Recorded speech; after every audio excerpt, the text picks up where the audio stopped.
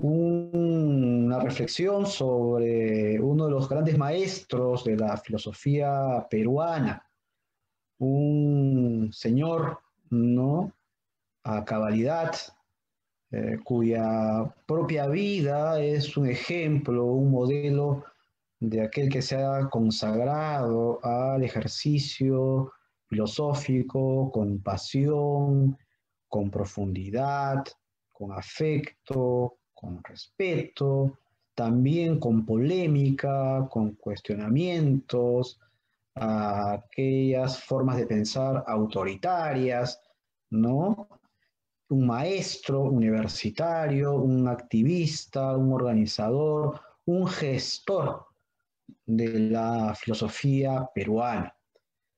El más gran maestro David Sobrevía Alcázar, ¿no? El gran maestro David Sobrevía Alcázar es muy importante porque justamente su propia vida, su propia historia no es sino la mejor demostración de aquello que caracteriza a un filósofo eh, consciente, con responsabilidad, comprometido, ¿no? Con su comunidad.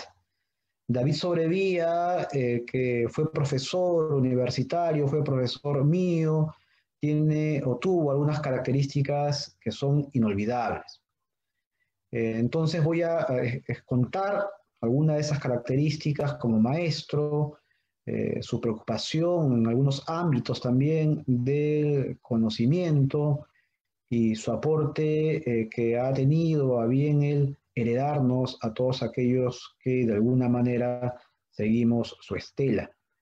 David Sobrevía Alcázar fue durante muchísimos años profesor en la antigua Universidad de San Marcos, fue entrenado, formado por grandes maestros, entre ellos Francisco Miro Quesada Cantuarias, de quien fue también muy amigo y compañero David de varios proyectos y resultados magníficos y maravillosos para nuestra comunidad filosófica.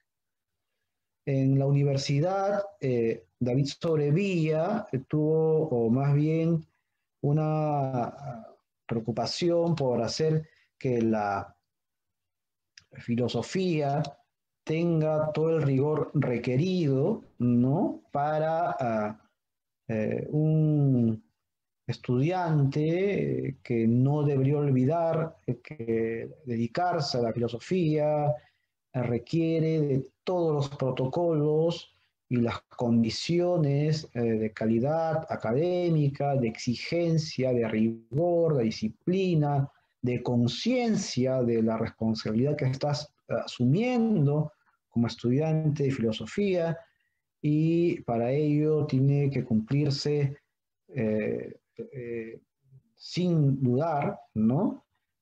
Todo tipo de trabajo o en clase, la investigación, la preocupación por mostrar esas investigaciones en eventos, etcétera. David Sobrevía en San Marcos fundó el instituto, junto con la doctora Maravilla Rivara de Tuesta, el Instituto Peruano, ¿no?, de Pensamiento Latinoamericano, llamado el IPLA, un instituto inédito en el país, enfocado a cultivar, promover, abrir espacios para la discusión sobre los asuntos filosóficos peruanos y latinoamericanos, ¿no?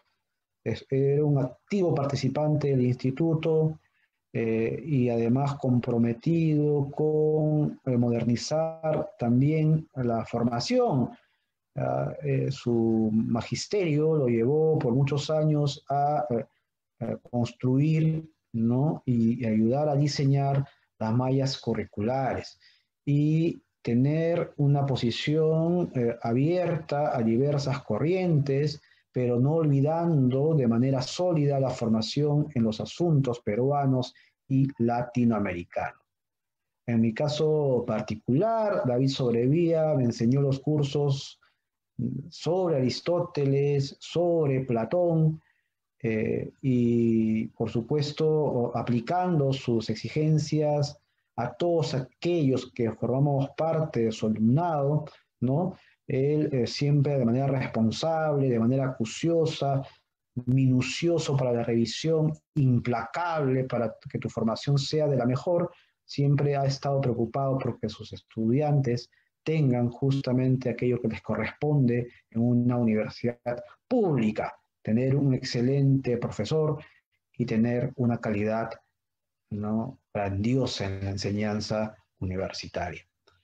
En el año 95 hubo una situación social complicada. David Sobrevía deja la Universidad San Marcos, hay una ocupación, ¿no?, del gobierno autoritario de Alberto Fujimori, la universidad pasa a una supuesta comisión reorganizadora, es decir, una intervención gubernamental que va contra los clásicos principios de la autonomía, bajo el supuesto que una comunidad universitaria no podría autogobernarse.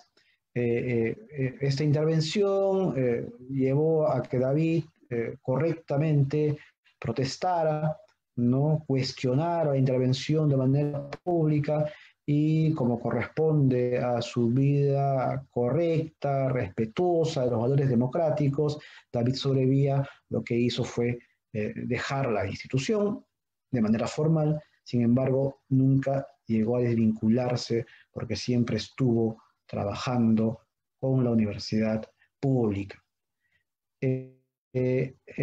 Luego de muchos años, David se dedicó a otras instancias universitarias, pero a la par seguía cultivando sorprendente, incansablemente la investigación, asunto que a mí me asombraba, ya que un hombre de sus ocupaciones había tomado sumamente en serio la reflexión y me decía: mira, Rubén, la escritura, el espacio escritural, el universo de escribir requiere siempre de los intelectuales muestren, trabajen a través justamente del texto, ¿no?, aquello que piensan, influyan y ayuden a cuestionar paradigmas hegemónicos, lecturas únicas, y se tenga ahí un frente de batalla frente a estereotipos o pensamientos únicos, ¿no?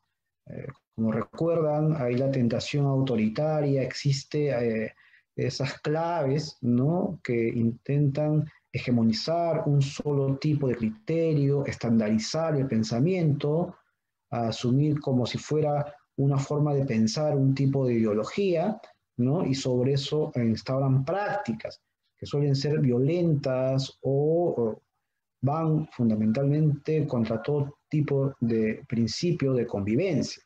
El maestro David Sobrevía era un ácido cuestionador de ello, un defensor de la vida democrática, alguien sumamente preocupado, no porque haya espacios para discusión, etcétera, etcétera. En ese sentido, su producción filosófica, su producción bibliográfica, tiene la consistencia, ¿no?, la coherencia con esa preocupación comprometida del filósofo profesional. Yo voy a mencionar algunos libros simplemente como gestos provocadores, ¿no?, es decir, para más bien invitar a su lectura. Un texto que a mí me impactó muchísimo y a muchos de aquellos que nos hemos dedicado al ejercicio filosófico, ¿no?, ha sido el texto Repensando la tradición nacional. Es un texto conocido por aquellos que estamos investigando estas temáticas, pero es probablemente la obra, una de las obras máximas de David Sobrevía, ¿no? Repensando la tradición nacional es un manifiesto. Repensando la tradición nacional es un grito de guerra filosófico, es una toma de posición, porque aquí plantea una agenda, una ruta que todo filósofo peruano podría seguir, ¿no? Recordemos que no hay recetas, pero sí hay sugerencias, luego de un profundo análisis de lo que hace David. En estos tomos evalúa, ¿no?, hace un examen de filósofos importantes peruanos, ¿no? Y lo que concluye David es que es inevitable que los filósofos de nuestro país estén entramados, ¿no? Forman parte del tejido de una matriz discursiva occidental, pero que no debe olvidarse en ningún caso la localización, ¿no? La geolocalización, ¿no? De los discursos que pueden tener orígenes más bien del Perú, ¿no? Andinos, amazónicos. Es una necesaria actividad, una acción del filósofo a apropiarse, llamaba él, no del pensamiento occidental, estudiarlos, ¿no? Analizarlos, cuestionarlos, porque es inevitable. Somos extremo occidente, ¿no? Hemos tenido siglos de ser colonizados, eso, por supuesto, ha marcado también estructuras que pueden y deben ser cuestionadas de pensamiento y de percepción. Por lo tanto, la filosofía peruana no puede dejar, para evitar el chauvinismo, para evitar el regionalismo, para ser eh, más bien una filosofía más amplia, negociadora, cuestionadora, debe, por supuesto, tener muy presente, de manera rigurosa, el pensamiento occidental. No son antagónicos en tanto que tenemos que aprenderlo, conocerlo para gestionarlo. El gobierno filosófico, el gobierno de las ideas requiere esta apropiación, ¿no? Y esta apropiación significa, ¿no? Para David, ¿no? Una relectura permanente, un cuestionamiento permanente y la incorporación, la contextualización, las circunstancias, sí, en el sentido de Ortega y Gasset, sobre la cual vamos a reflexionar. Entonces, repensando la tradición nacional, su nombre es un lema, ¿no? Su título es un apotegma, su nombre repensando, su nombre tradición, su nombre nacional, es un, una frontera diseñada sobre la cual nosotros debemos inclinarnos a pensar, ¿no? David sobre eso siguió trabajando, escribió uno de los textos notables que además relata su capacidad de cronista, su brillantez en ser un testigo de su tiempo, en ser alguien que reconoce los matices, las diferencias, la heterogeneidad de nuestro pensar filosófico en sus diversos niveles. Es decir, no es solamente alguien que ubica la filosofía en el ámbito universitario, sino también reconoce que en otros escenarios se mueve la dinámica filosófica. Por lo tanto, habría que ver en qué dimensiones no institucionales o también institucionales la filosofía se despliega. Él es un gran narrador de los congresos nacionales de filosofía, ¿no? De los coloquios de filosofía, de esos eventos académicos que suelen tener, ¿no? Una oralidad sugerente y que a veces no se registra. Él como un cronista, ¿no? Como un pensador que recogía las preocupaciones de su tiempo, los va deteniendo, los va planteando como elementos claves para entender nuestra propia historia filosófica. Y para eso escribe un libro maravilloso que se llama, ¿no? La filosofía contemporánea en el Perú, donde recoge sus notas y reseñas, sus reflexiones diversas, ¿no? Sus reseñas periodísticas y académicas sobre nuestra comunidad filosófica. Es un texto ¿no? que es como un acta, un vademecum de la filosofía, el asunto que hemos ido perdiendo seguro, pero David también hace otro tipo de preocupaciones, es un mariateguista, uno de los mariateguistas más importantes, además el marxismo de Mariátegui y su implicación en los 70 años, por ejemplo, es uno de ellos, ¿no? Es integrante de los grupos que se dedican a no seguir, ¿no? A Mariátegui como si fuera una deidad, sino como un referente intelectual que también habría que cuestionar. Es decir, no se trata de formar nuevas sectas, ¿no? Sino de ser filósofos.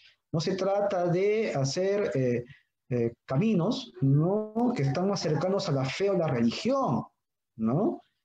Más bien, el espíritu crítico no debe eximir a nadie, por más que tenga una referencia de índole que puede tener categorías sociopolíticas más que intelectuales. En pocas palabras, David Sobrevía no creía que alguien podía decir la verdad para siempre, la verdad y ya está, que nadie podría haber construido un texto sagrado al cual que había que allanarse, ¿no? Como si fuera un seguidor.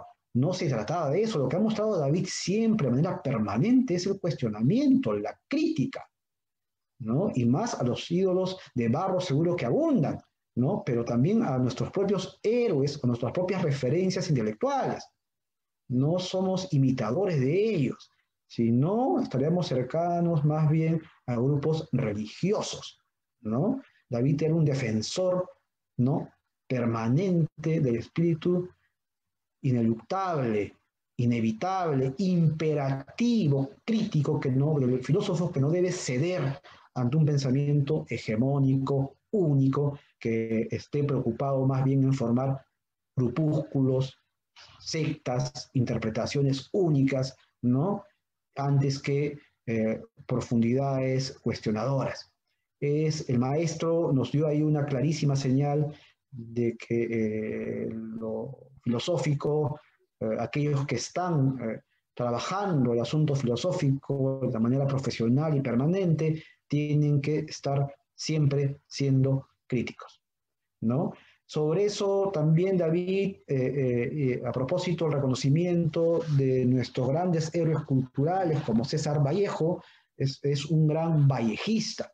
Es un gran vallejista a tal nivel que cuando yo lo visitaba en su casa, en Conquistadores, y tomábamos café y comíamos unos dulces y conversábamos largamente, lo recuerdo con la calidez y el cariño del maestro, ¿no? De aquel que está heredando su conocimiento, que nos hace a nosotros siempre cuestionar nuestros propios horizontes de vida, hablaba sobre Vallejo.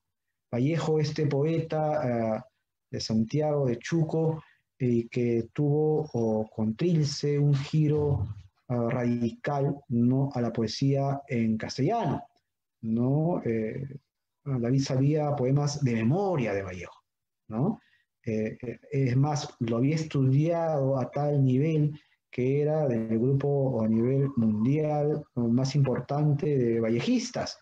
Era un reconocido vallejista, un hombre versado, ¿no? Con una memoria importante sobre poesía, ¿no?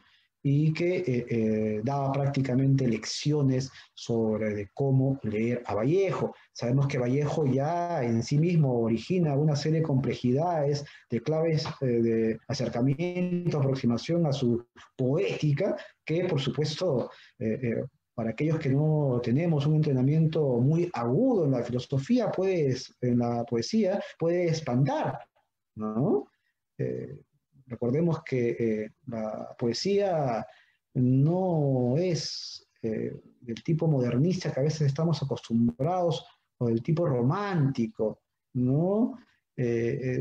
Aquellos que más bien apuestan por una poesía elaborada, una construcción del verso compleja, multisemántica, que tenga más bien lecturas no circulares, ¿no? Están más cercanos al Vallejo de Trilce, ¿no? David, por supuesto, lo leía también sus claves ontológicas y epistémicas. Vallejo sigue siendo un desafío para todos nosotros y el maestro David Sobrevía creo que aquí nos ha dado, ¿no? Con sus textos sobre Vallejo, una inolvidable lección, reitero, sobre cómo deberíamos o podríamos leer al gran poeta peruano. David, además de leer poesía, además de leer rigurosamente a los filósofos peruanos, de estudiarlos sin pudor, sin restricción, ¿no? Con el rigor que corresponde, es decir, los describía, pero también los cuestionaba y creo, una seriedad no merecida, con la dureza que corresponde, una lectura atenta y respetuosa, no complaciente, ¿no? Evidentemente mostraba las claves por las cuales uno debe estar haciendo la filosofía en el Perú. Hasta ahora recuerdo, en mi caso, parece un paréntesis meramente testimonial, en mi caso, cuando escribí el libro La razón racial, tuvo la gentileza de llamarme, de comunicarse conmigo y tomar el café respectivo y cuestionarme, ¿no? Y cuestionarme y después me di cuenta que efectivamente el libro había cosas que corregir, ¿no? Y eso era, si no para mí, un signo de un lector acucioso que distingue el trabajo de la persona y se enfoca justamente en aquello que debe ser lo importante, en el discurso que uno va mostrando a la gente. Hay una responsabilidad, en pocas palabras, para no decir cualquier cosa, sino hay que tener el respaldo argumental, las evidencias, las pruebas suficientes para que lo que decimos, lo que escribimos, tengan esos referentes de validación, ¿no? Esa lección de maestro fue hasta sus últimos días. Cuando estuve fuera del país por razones académicas, nos carteábamos no, casi siempre. Está muy atento a mi propia evolución académica. Sus dedicatorias a los libros los tengo aquí como un signo, una huella de esa vinculación con mi maestro, con esa gratitud que aún permanece en mi corazón, con esa forma que creo, ¿no? Se debe tener nuestros referentes, que en mi caso particular no solamente están involucrados a nivel profesional, sino también a nivel personal, ¿no? David, además de tener esta preocupación por los jóvenes, era un activista eh, constante. Organizaba eventos académicos, encuentros filosóficos, se relacionaba a nivel continental, a nivel global. Él tenía una red impresionante en España, en Argentina, en México, en Estados Unidos, en toda América Latina, en parte de Europa, ¿no? Y lo respetaba, ¿no? Y lo respetaban y ponía además a su servicio sus propios contactos, ¿no? Su propia red, ¿no? Muy generosa y gentilmente, ¿no? David Sobrevía eh, ha impulsado, ha promovido muchas veces justamente aquello que a veces hemos ido olvidando, la idea de pensar en comunidad. Y la comunidad no solamente es una comunidad nacional, sino también a nivel internacional. Es decir, la red, el pensar conjuntamente, el pensar acompañados, no solitariamente, enriquece y evita un solicismo autoritario, un pensamiento que pueda estar tentado a creer que está descubriendo la panacea, ¿no?